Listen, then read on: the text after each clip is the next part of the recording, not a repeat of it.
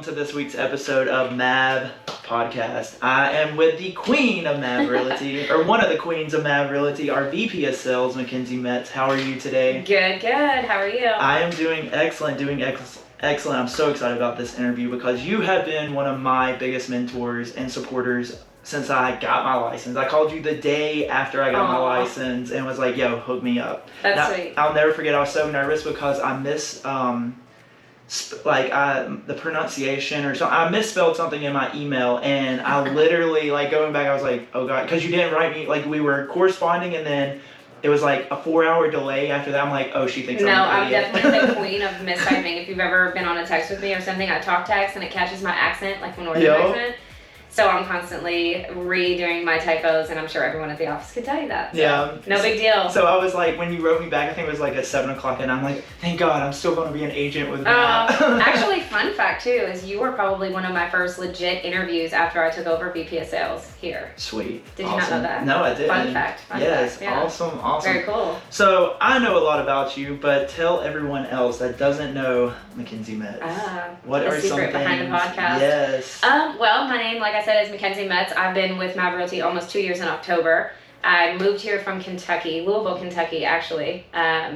Everyone thinks it's like a very small town, but it's a beautiful town. I love Louisville. I have nothing bad things to say about that. I love it there. But I learned all that I know about real estate in Louisville from my mother-in-law. I worked under a team with her. Very cool. And then my husband and I relocated to Florida for his job with our 3 little girls. Okay. And then I found Mav. I interviewed at a couple places, and I just kind of linked up with Mike at MavRealty, and I just found my spot here. So awesome. I've been here about 2 years. I've got a 5-year-old little girl, Marley, and twins, Cora and Brooklyn, that are going to turn 4. Yeah, so they're all funny. A lot of them are in my advertising, so if you ever follow me on Instagram, they're in a lot of my advertising, but they're fun. But yes, and fun little fact, she, talking about your twins, I've got, as your phone, whenever you call me, it posts, there's one that she looked like she was on a bench. Yep. Yeah, she's going to be our twin that gets arrested first. She will. We have bets on it, so. We're going to have to save this little clip of the podcast. Just be like, we already predicted this. We did. So going back to real estate and everything, what areas do you service down here? What's your favorite areas? Oh, man. Pinellas County, mainly. I mean, I live in the Bel Air area, so I try to stay within that 20 to 30 minute range, but I'll go anywhere. I mean, I'm hungry for money all the time, so I've sold properties on the other side in Tampa, Bradenton, all the way up to, Newport Richey. So I will go anywhere, but I feel like Clearwater, Bel Air is my sweet spot. Awesome. Yeah. As close to the beach as we can get, Close to the beach, but I think it's important to build in your community. Yes. Spreading your brand, I guess you could say, in your community. That is definitely a huge thing with agents, is we often forget that we're a brand. Yeah, we're brand, we're influence, we're staples in the community. Yes. And that's what generates business. Yes. So what's been some of your biggest challenges in real estate? Ooh, I would say starting over again. Back when I was in Louisville, we had a lot of referral business, or I started to gain that referral business from friends that my husband went to high school with, or just family, friends, reoccurring clients, and then picking up and being a really successful agent in Louisville, and then moving to somewhere where I had no sphere. I had some friends here, but nothing that was gonna, just boom my career again. So that was my biggest hurdle, is kind of literally taking a step back, learning a new area, and starting over. And didn't you do it all during 2020? I did, yeah, but it was my best year. So 2020 ended up being my best career-wise. Revenue-wise, I guess, with sales numbers, was my best year in 2020. Very cool. Well, everyone wants to move to Florida, so oh yeah, definitely. It was the same time that I was moving here. But that was my biggest challenge.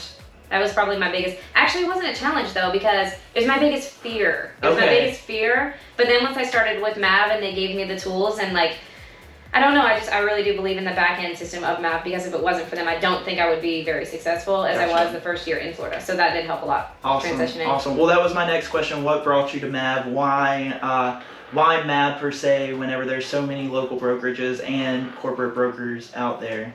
Well, I wanted somewhere local. I've always been one where I like to work with local brands, kind of like shop local, even, for that kind of person. But I've worked for other bigger name companies in the past, and not that I didn't like them, but I like the down home local brand. So I interviewed with several other places, but then once I interviewed with Mike at MavRealty, they just seemed to have what I wanted and what I needed. So for me, because like I said, I'm moving here without a sphere of influence, is what they call it in our world, but they did have leads. Of course, that was a big thing for me. So leads were a big thing.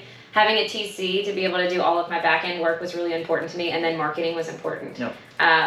there's a lot more that comes along with what they offer now that we've grown in the last 2 years. But that was my main point of doing it. And strangely, my old broker's name was Mike Paul, wow. and then I went to Mike Hensel, so it was like an omen, like Mike H, and then my old company's colors were the same colors as Mav colors, so for me in marketing in my mind, I was like, oh, it matches. It matches, like everything's gonna flow. So awesome. Yeah, there's a lot of different reasons why. Very cool. Yeah. So what is one transaction, either good or bad, that you will never forget?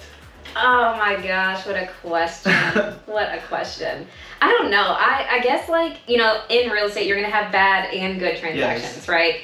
I've had some good ones. I've had some bad ones, yep. Right? But I'll never forget, this is super strange, but one of my first transactions when I moved here, I sold a penthouse on Clearwater in the Intercoastal. So it wasn't on the beach, but it was in the Intercoastal. And it was a very high dollar penthouse, and like before in Kentucky, just different average price points. So I had never even stepped foot into a place like this, right? So I go up into this big condo, and the clientele that I'm with is from, like, you know, somewhere overseas, and it's going to be their secondary home. So it was just so cool to, like, I've met so many people being here on, like, a different caliber, I guess you could say. But this condo, the sale of this condo was such a huge deal because it was a wraparound 360 view of, like, the entire Clearwater, the whole water system. Yeah, it was awesome. So it wasn't really about the transaction that was weird, but the opportunity to get into a penthouse like that was unreal. So, like, even in my mind, I think back at that transaction, there wasn't anything specific. Like, it went very smooth. My client was awesome. But yeah, actually, I need to go back on this because now that I'm thinking about this, I had one of the coolest showings actually living here about a year ago, and I didn't sell it, so I didn't, you know, this wasn't like a transaction for me, but I ended up showing my clients a house that was for the writer of Sex and the City. Oh, wow. That was awesome. So if you're a Sex and the City fan, you would have loved this, but you walked into this house, and it was in Dunedin, it's out right on the water, but this house was amazing. I mean, the outside area, it just, a grotto, anything you can think of, but think of Sex and the City, right? Think about the writer. So what would you imagine the inside of this place looks like? There's got to be a huge ass closet. Huge closet. Red bottoms everywhere. Yes, red bottoms everywhere. There's got to be, I feel like it's an open concept, maybe not too cluttered, but, you know, some. I know, it was walk in, everything's white marble. Everything's rhinestone. There was, like, big statues, stiletto shoes everywhere. Like, there were chairs. They had big cherries, like, hanging on the walls. They had big lips hanging on the wall. I mean, everything you could think of that was, like, you would see in Sex and the City, like, predominant was in this house. It was awesome, though. I mean, that was probably one of the coolest experiences I've had, too, just in here in real estate. That's really cool. I know, as a new agent, you kind of took me under your wing, and you let me do a final walkthrough. Eleanor! Oh my gosh. Yes, I will never forget that one. And speaking of, like, caliber of, like, listings, like, I looked, when you sent it to me, it was like over $1 million, and it was on the water, and I'm like, let me dress up. And then these people roll up in a Dodge Ram from Texas, like, could care less, like, in gym shorts and all that. They were cool. They were. They were awesome. Yeah. So, last question before we get to the hot round, hot question round. Dun dun dun.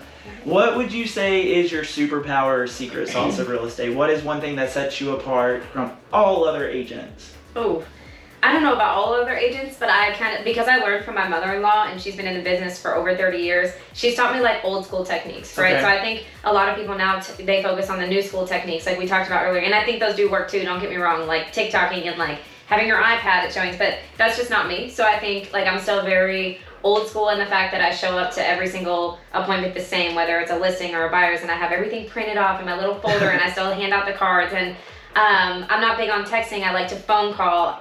I don't know, I don't think it's very specific. I don't have, like, a sauce, but I think just doing things to match how people are, like millennials or older people, but I don't know, just showing up and being consistent. You just have to be consistent on everyone. Treat every single client like it's the same, no matter if it's a $50,000 mobile home or it's a $3 million property. Exactly. So. And that tangible, like, giving somebody something, like, they have it. It's whether it ends up in their floorboard, they still have it. Yeah, I think I'm definitely old school in that aspect. I think you should always have something in hand. Yes. Always. Awesome. All right, so quick fire question. Give me the square footage of an acre.